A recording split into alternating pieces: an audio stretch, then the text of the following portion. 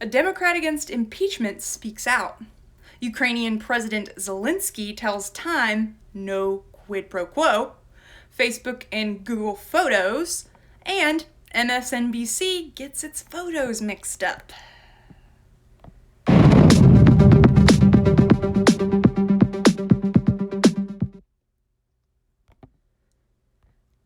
Hey everyone, I hope you all had a great Thanksgiving. I know I did. I'm Reagan, and this is your news brief now on NRN. Today is Monday, December 2nd, 2019, and here are your top stories. While not a single House Republican voted to move forward with the official impeachment inquiry, the same can't be said for the other side of the aisle in voting against the move. In fact, 2 Democratic representatives opposed the inquiry, and now, with Republicans still apparently unified against the impeachment, one of those Democratic dissenters explains why he continues to oppose impeaching the president after the hearings have happened. So in that interview, it's Congressman Jeff Van Drew. He expressed that President Trump's actions involving Ukraine and a potential investigation into the corruption of possibly Vice President Joe Biden and his son Hunter Biden is unsavory, to say the least. But that is not an impeachable offense. Of all the Democratic members of Congress, only Van Drew and Minnesota Representative Colin Peterson voted against that impeachment inquiry. After his fellow Democrats tried their best to make the case for impeachment for the American public to see, Van Drew revealed in the interview on Sunday that his mind still hasn't changed. While he dislikes Trump's rudeness, Van Drew said that his job really isn't to like or to dislike the president. And he even said, quote, "My job is to exact as much goodwill and help for my district and for this nation and for this world that I possibly can while he's president." Van Drew's opposition to the impeachment inquiry hasn't gone unnoticed either by President Trump, who tweeted out his past comments about the time and money his party had already wasted on this sham of an impeachment. In other news, Ukrainian President Volodymyr Zelensky said in a brand new released interview with Time magazine that he never discussed quid pro quo with President Donald Trump, once again denying any link between the release of U.S. military aid in exchange for those investigations. He said, quote, "I never talked to the president from the position of a quid pro quo. That's not my thing." End quote.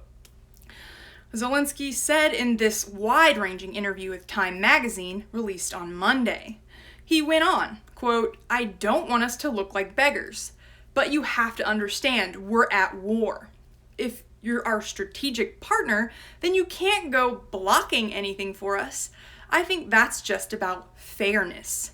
It's not about a quid pro quo. It just goes without saying." End quote. Zelensky had also told reporters back in October that there was no blackmail, which would connotate that there was no bribery. Zelensky's latest comments come as House Intelligence Committee members are expecting to receive a report on the impeachment inquiry. Panel Chairman Representative Adam Schiff will only give members 24 hours to sign off on that report, setting the stage for House Judiciary Committee's own round of public impeachment hearings. Notably, House Judiciary Panel Chairman Jerry Nadler, the Democrat from New York, has yet to release the list of witnesses invited to testify. On Sunday evening, White House counsel Pat Cipollone notified Nadler that the president's legal team will not participate in any of the panel's hearings.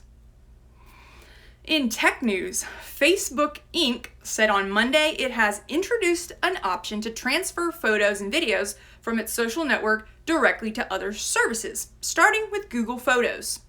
The option will be available to users in Ireland, with a worldwide rollout planned for the first half of 2020. All data transfers will be encrypted, so not to worry. and users will be asked for a password before the transfer is initiated. This is according to a Facebook blog post. Facebook said back in September that it supports data portability and is planning to build new tools around it. So this just happens to be what's coming out first.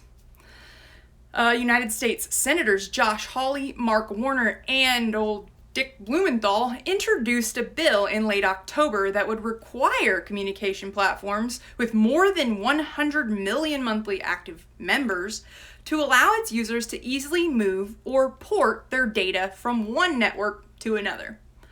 So seamless transition is what it looks like. Fake news alert! Another fake news media blunder.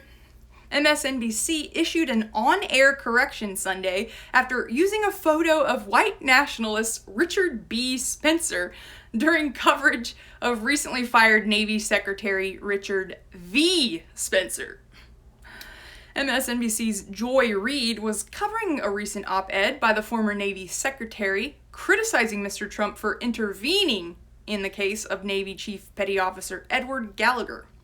Mr. Spencer, who was fired for his handling of the case, slammed the president as having very little understanding of how the U.S. military works. During the segment, Ms. Reid read a portion of the op-ed while a photo popped up on the screen of noted alt-right figure Richard B. Spencer, who heads the white supremacist think tank, the National Policy Institute. Before cutting to a break, Reid said she was deeply sorry for the mix-up. She said, quote, "I want to make a quick correction. This is a pretty big correction." Earlier in this segment, as we were talking about former Navy Secretary Richard Spencer, we mistakenly showed the wrong image of white supremacist Richard Spencer. Not to be confused. Very deeply sorry for that mistake. End quote. Interesting. Good old fake news media. So here's my personal point for the day. In case you missed it, Molly Jong-Fast, a reporter, interviewed and wrote a piece in the Daily Beast on Lisa Page, the FBI lawyer involved in the Russia investigation. And what I believe was an attempt to show Page as coming back swinging, or something to that effect. It attempts to paint a picture of Page as if she's the victim in all of this. Not General Flynn at all, you know. I mean, Page herself even went as far as to say that during one of Trump's rallies, the president made fun of her and Peter Strzok and those biased text messages that they sent to one another. And as he said them, somehow made Page think he was simulating an orgasm. What? I mean, really? That was the straw that broke the camel's back, and it really says that in the piece. It was hilarious, don't get me wrong. But of all the things, granted, President Trump didn't really have to bring it up, as she's made a complete idiot out of herself on her own depraved actions. Somehow, though, this article misses the entire point. The piece goes on about how strong-willed she is, her looks, her athleticism, her aspirations, and her victimhood. It says she never wanted to be famous and known, and of course, it takes another nosedive into Russia.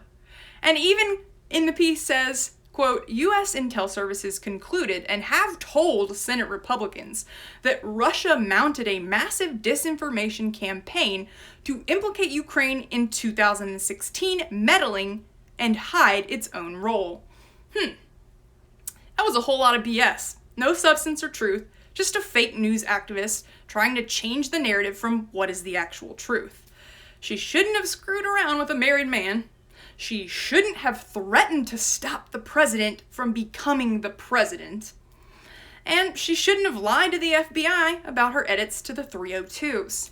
If justice exists, this is the time and place for it. December 9th cannot come fast enough.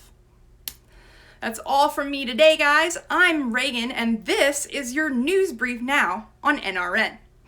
Don't forget to check us out at newrightnetwork.com and follow us on Twitter and Facebook. And that YouTube channel, go ahead and hit subscribe on our New Right Network YouTube channel. Thank you guys, and have a lovely rest of your day.